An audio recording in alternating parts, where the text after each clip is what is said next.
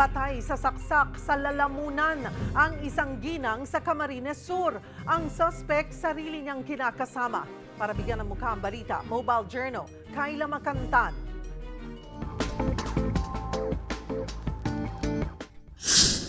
Ang pagsasamang hindi na naayos pa ng pag-uusap, nauwi sa malagim na krimen sa Garchitorena, Camarines Sur.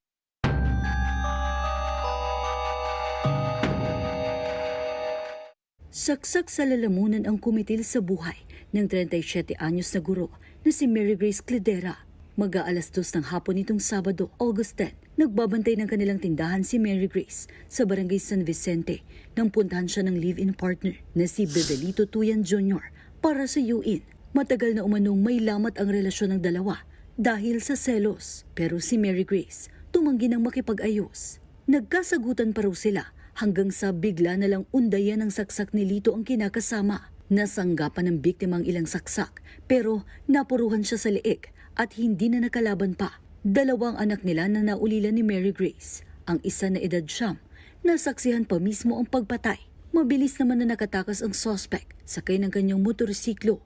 Ang alkalde naman ng Garchitorena naglabas ng pahayag kaugnay sa pabuyang 50,000 pesos para sa kung sino man na makapagbibigay kaalaman sa kinaroroonan ng salarin. Hindi na muna nakapagbigay ng panayam ang Garchitorena Police na patuloy ang pagtugis sa suspect. Mobile Journal, Kayla Makantan, hatid ang mukha ng balita.